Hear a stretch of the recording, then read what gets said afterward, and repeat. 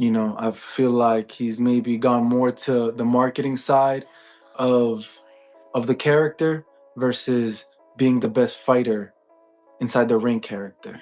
Then you come back and the first guy is Ramirez. I'm just saying that it was a bad choice. That's all I'm saying. Now, if you beat this guy, then good, dude. I think mentally I wouldn't say he's not there mentally. I just think mentally he isn't as strong as he likes to portray himself. As the highly anticipated Fatal Fury card approaches, the stakes are higher than ever. Fighters are preparing at their peak, while industry experts fuel the growing hype, making this fight card the best of the season. As the excitement grows, Jamaine Ortiz shared his thoughts on the fight card, praising Turki Al-Sheikh's efforts. He called the event a surprising move, recalling how Turki had considered numerous famous locations for fights but never mentioned Times Square, a decision Ortiz found astonishing. He also applauded Turki for revitalizing the sport of boxing. Man, it's crazy and it's different. It's definitely different. He was talking about putting fights in Alcatraz and in Paris at the Eiffel Tower, things like that. So, and he did mention the Times Square in that same sentence, and he started off with Times Square. So, I think it's exciting. I think it's been time to make boxing exciting, and we've been doing that over the years. With the YouTuber boxing and just more people coming to the sport. And I think he's gonna revamp the sport of boxing. Sharing his thoughts on the fight between Teofimo Lopez and Arnold Barboza, Jamaine offered his opinion on who he believes will emerge as the winner. He picked Teofimo Lopez, but also pointed out how much things have changed for him over time. Ortiz feels that Teofimo may not be at his best these days, but one key point he highlighted is Lopez's unpredictable nature, something he sees as a significant danger for his opponent. Who you favor in the Teofimo Lopez and Arnold Barboza fight? Teofimo. But I favor him, but Teo be having his off days, man. He just, you just never know what you're going to get with this guy. Throughout the promotions for the Fatal Fury card, Teofimo Lopez has displayed an aggressive attitude, engaging in heated verbal exchanges with fellow boxers and even slapping Arnold Barboza. Jamaine Ortiz weighed in on this shift in Lopez's behavior, suggesting that Teofimo has been more focused on marketing the event than on refining his fighting style. You never know what you're going to get with this guy. This guy is, I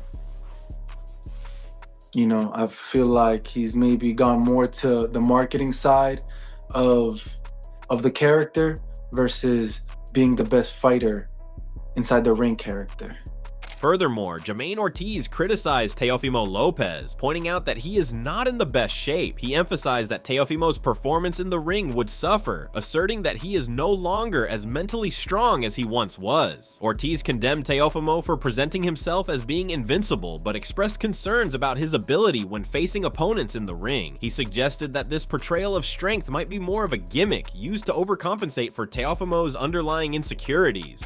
And then when it comes to the in the ring performance, it's subpar, or just, I think mentally I wouldn't say he's not there mentally. I just think mentally he isn't as strong as he likes to portray himself. He likes to portray himself very strong by being in tune with himself and all this, and maybe he is, but I think it can be a gimmick to overcompensate for his insecurities. Voicing a similar opinion, Regis Prograis shared his thoughts on the Teofimo Lopez versus Arnold Barboza Jr. fight. While he favored Barboza to win, he also acknowledged Teofimo's fighting skills. However, Prograis criticized Teofimo for focusing too much on stunts for the sake of money, while Barboza remains humble and doesn't brag about his earnings. He found it quite amusing to see Teofimo engaging in such antics. Honestly, I got Barboza. I got Barboza. I think Teo has the skills. I think Teo has better skills. But I don't know if Teo got the heart, bro. I'm not gonna lie. I don't know if Teo got the, and it seemed like Teo doing a lot of things for money too. You know what I'm saying? Everything he talk about is money, money, money, money. And you don't hear Barboza talk about money. It seemed like Teo just talk about money and all that stuff. Cause Teo, I saw he posted that shit. He posted like $1 million shit. I wrote him like, what that little ass shit. He posted $1 million thing in his account. Like, bro, like, come on, why would you know what I'm saying? Like, why would you even put that? You know what I'm saying? That's not even a lot of money for like high level fighters. You know what I'm saying? So it just seemed like, I don't know, why would you, it just seemed like he just do a lot of shit for the money. You know, that's what it seemed like in that. Regis then went on to share his thoughts on Barboza's mindset, asserting that Barboza is confident and strongly believes he will defeat Teofimo Lopez, something Prograis sees as essential for any fighter. He also pointed out the obvious difference in their abilities, with Teofimo being the more skilled fighter and Barboza having fewer technical advantages. However, Prograis believes what works in Barboza's favor is his unwavering determination to beat Teofimo. Offering his own confidence, Prograis stated that Barboza will prove his claims and deliver a massive beating to Lopez. Barboza he's on a streak right now. Barboza's hot. Barboza is on a streak. Barboza believes in himself. I don't think Barboza's skills are better than Teo. I think Teo's skills are better, but I do think Barboza, I think his mentality, he's not scared of Teo, and he wants to beat Teo. You know what I'm saying? And I think he really believes that he can beat him. And the belief, if you have that belief in yourself, bro, it's hard to beat somebody. And I think I just feel like Barboza gonna beat him. Further explaining his claims, Regis emphasized that Barboza will force Teofimo Lopez to engage in more of a brawl rather than relying on his boxing skills. He acknowledged that Teofimo possesses superior athleticism, which could make the fight tricky, but it's Barboza's confidence that will drive him toward dominance. Prograis referenced Josh Taylor's fights, drawing comparisons to how things played out there, and blasted Teofimo for using comments as mere publicity stunts. He pointed out that Teofimo not only brags about money, but also repeatedly makes comments about retirement, suggesting he's not sincere or serious about his dedication to the sport. Prograis argued that Teofimo seems more focused on money than on truly committing to boxing.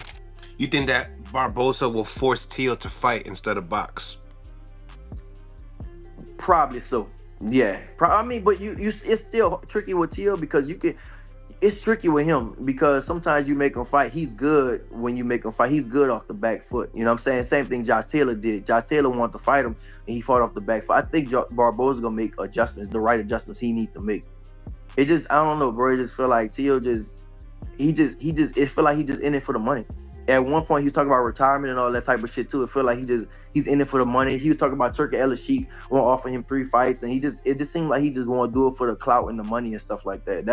That's what it seemed. I could be wrong, but it seemed like that. Moving on, the anticipation for this card has been building from the start. From the press conference to the face-off, each fighter has been pumped. Adding to the excitement, Arnold Barboza Jr. has stated that facing Teofimo Lopez will bring out the best version of him, showcasing his skills at an unprecedented level. Yeah, no, the best version, of Barboza is going to be in this fight. You know what I mean? I think I fight to the level of my opponent.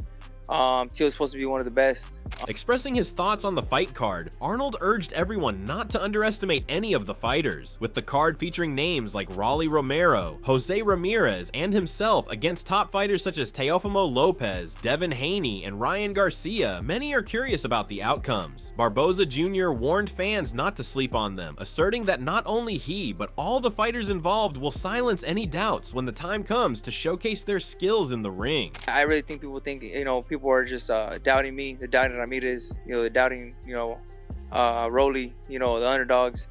But it's okay. I went to Saudi as an underdog. I went to the UK as an underdog. Now I'm coming to New York as an underdog. So a lot of people are making a lot of money off of me. So I'm gonna start asking my percentage. So they better at least 5% out of that. But look, man, we're excited. We got a big surprise, man. So we're gonna be training hard. Can't wait to get back, to Cali and get back into camp. So let's go. Another highly anticipated fight on the Fatal Fury card is between Jose Ramirez and Devin Haney. Sharing his thoughts, Jermaine Ortiz reflected on how this matchup could unfold. He emphasized that all eyes will be on Devin Haney as he returns from his fight with Ryan Garcia. Ortiz pointed out the punishment Haney endured in that fight, suggesting that people will be closely watching how those effects play out in this upcoming bout. He also noted that while Haney's resilience is well known, the real question is whether the lingering impact from the Garcia fight will affect his performance against a fighter like Ramirez. In his view, the fight is shaping up to be a true test of Haney's mental and physical toughness. Interesting to see, how Devin bounces back in a fight after the Garcia fight, to see how he responds, how his body is. So I can't really give no details on that, but like I said, after that fight, taking some type of punishment like that, I do believe affects you. So we'll see how the effects are. when he goes against Ramirez. Furthermore, Jermaine praised Devin Haney for choosing to fight Jose Ramirez, calling it a smart move. He noted that Haney is facing an opponent who hasn't fully settled at 147 pounds, with this being Ramirez's first fight at the weight class, a factor that could work in Haney's favor. Speculating on Ramirez's fighting abilities, Ortiz believes he lacks what it takes to truly compete at the highest level, suggesting that Ramirez is more focused on securing a good payday than on proving himself. While he acknowledged that the matchup itself is intriguing, Ortiz believes Ramirez is past his prime and no longer possesses the hunger and energy he once had. He hinted that this could pave the way for Devin Haney's dominance in the ring. It's a good fight, you know. Him picking Ramirez was a smart move, you know. A guy, is this Ramirez's first fight at 147? Yes, it is. You know, so he's fighting another opponent that's moving up to 147 just like him, not somebody who's really settled at 147 yet. A guy who's been contemplating about retirement and being done with the sport, and I don't think Ramirez really has it in him anymore to continue fighting. I just think he wanted another payday, another good check before he really takes off, and I think they knew that. So I think they picked the right opponent to kind of look good, maybe somebody who's not going to come with that same hunger and energy, and, you know, a good name as well. You know, former world champion, Olympian, definitely a good name on the resume.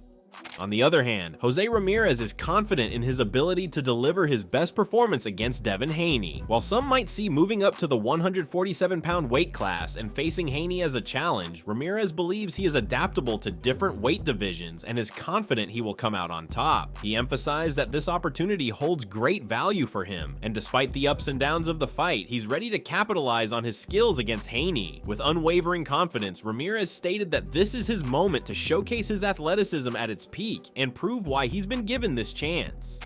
Yeah, man, I know I'm gonna feel really good. You know, fighting Devin Haney at 147, I think, you know, I'm gonna feel a lot stronger. My body's gonna be healthier. But it's gonna be a great show. You know, I just hope to show a better version of myself, and you know, I'm thankful for this opportunity. And I know what this opportunity means to me.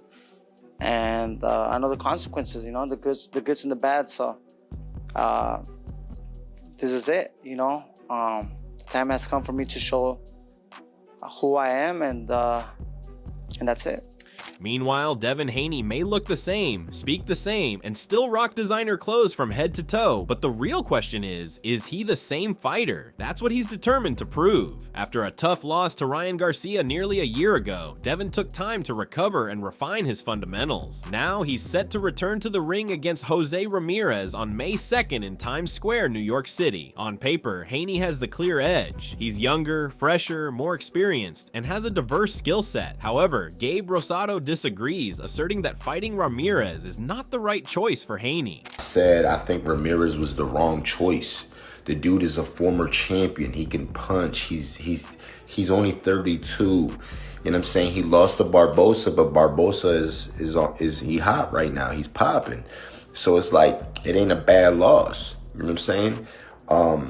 So to be laid off a whole year, you haven't fought Haney, you know what I'm saying? And then you come back and the first guy's Ramirez. I'm just saying that it was a bad choice. That's all I'm saying. Now, if you beat this guy, then good, dude. While many favor Haney due to his youth, experience, and skill set, Rosado believes Ramirez could have the edge. Drawing from his own experience in the boxing world, he expressed concerns about Haney's return, particularly after his tough loss to Ryan Garcia. Rosado explained why he feels Ramirez is the wrong opponent for Haney's comeback. He said, "I'm leaning towards Ramirez only because I feel like he has to redeem himself, and at this point in his career to get this opportunity." You know what I'm saying? Because, look, you gotta remember that Haney is coming off of, let me tell you something, bro. You know, in boxing, it's a way and a way to come back, and I think Ramirez is the wrong guy to go back to. That's my point and my experience. Moving on, another highly anticipated fight with high stakes is the matchup between Ryan Garcia and Rolly Romero. Jermaine Ortiz also weighed in on this fight, calling it a good matchup. He acknowledged acknowledged both fighters' power, but also expressed concerns about Rolly Romero. Ortiz pointed out that Romero is too slow and tends to telegraph his punches more than necessary. He predicted that Ryan Garcia would capitalize on these flaws, stopping Rolly with his left hook, ultimately calling for a stoppage in Garcia's favor. I think it would be a good fight. You know, they both got power in their hands, but I think Rolly's way too slow. Way too slow. He shows his punches way too much. And I think Ryan will catch him with that left hook.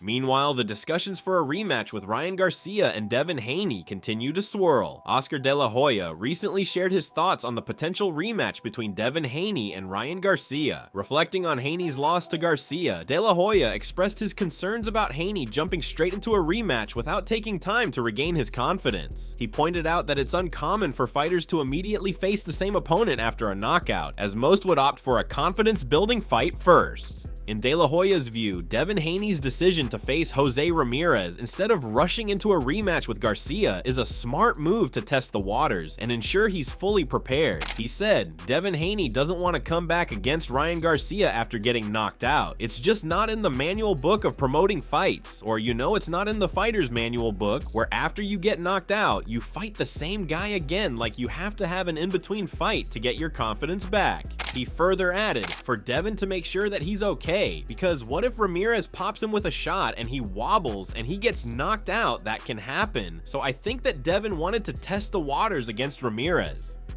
During the press conference ahead of his upcoming fight with Rolly Romero, Ryan Garcia took a moment to reflect on his journey and the lessons he's learned along the way. Acknowledging past mistakes and personal challenges, Garcia expressed his commitment to change and his desire to set a positive example for others in the sport. With a renewed focus on professionalism and dedication, Garcia emphasized that he wants to show the world that it's possible to overcome setbacks and remain dedicated to the sport. He said, I just want to show everybody that you can come back from anything. I want to show my dedication to the sport and be a true professional. I admit my mistakes, and I don't want anybody to take me drinking and smoking before a fight and think that's a way to handle yourself as a professional. I came here to change that. Both Devin Haney and Ryan Garcia are returning from a break since their last fights. While each of them is scheduled to face their respective opponents first and needs to secure a win before stepping into the ring against each other, the anticipation for their eventual rematch is growing. Former American professional boxer Zab Judah shared his thoughts on the situation. Reflecting on Devin Haney's last fight with Ryan Garcia, Judah pointed out that there is no mess when it comes to Haney. He's in great shape and is making a genuine comeback. According to Judah, Haney will show the world why he's called the Dream, hinting at his dominance in the ring. Judah also took aim at Ryan Garcia, accusing him of using performance-enhancing drugs and blasting Garcia for his alleged actions. It's a great fight with Devin coming back. Devin is. I don't want people to misconstrue what happened in the Ryan Garcia fight. But Devin's not a punk. Nothing wrong with Devin. Devin's gonna come back and show the world why his name is Devin the Dream Haney and why the world was checking for him and looking in and tuning into him. Don't let the one loss with Ryan Garcia or the situation, let it put everybody in a frenzy like he's this kind of guy. No, he fought a guy that was on a performance-enhancing drug. Voicing his thoughts, Sean Porter has a clear view on how a potential rematch between Devin Haney and Ryan Garcia would unfold. Speaking on the Porter Way podcast, Showtime confidently backed Haney to secure the win in the second fight, regardless of how the first contest played out. He said, I get annoyed. I've actually heard a couple people say Ryan's got Devin's number, and I'm like, how? How does that come out of your mouth? He has Devin's number? He doesn't. That was one fight, one time, big moment. He added, we know what was involved, but I truly believe that Devin Haney beats Ryan Garcia in the rematch. I truly think that Devin is the better boxer. I think that Devin, when focused and firing on all cylinders, is just a better boxer than Ryan Garcia. Along with his thoughts on Haney and Garcia, Zab Judah also weighed in on the upcoming fight between Arnold Barboza Jr. and Teofimo Lopez. He pointed out that both fighters are coming off losses and now have a chance to prove they've learned from their past mistakes. Judah advised both Barboza and Lopez to avoid repeating those errors and instead focus on using the lessons they've learned to make for a great fight night. We can't say on the losing side. They both coming off a loss. Okay. Let's not do that. Let's not do that. I mean, it's a good match. They both coming off a loss, so that means when you're a fighter and you coming off a loss, that means you got a lot to fight for. You're gonna train harder than you ever train. You're gonna perform better than you ever perform. You're gonna have the remembrance of what happened in my last fight, of where I fell short at, to make sure that it does not happen again in the fights going forward. So that's the job of a fighter that lost the fight. Sharp all that up and don't make the same mistakes happen again. Proceed on with the game plan. You know what I mean? So this should be and expected to be a great fight. And that's a wrap for today's deep dive into the highly anticipated Fatal Fury card. With so much talent and so many storylines at play, this fight card promises to be one for the ages. Be sure to leave your thoughts in the comments below. Who do you think will come out on top? Don't forget to like, subscribe, and hit that notification bell so you won't miss any of our upcoming breakdowns and predictions. Until next time, stay tuned.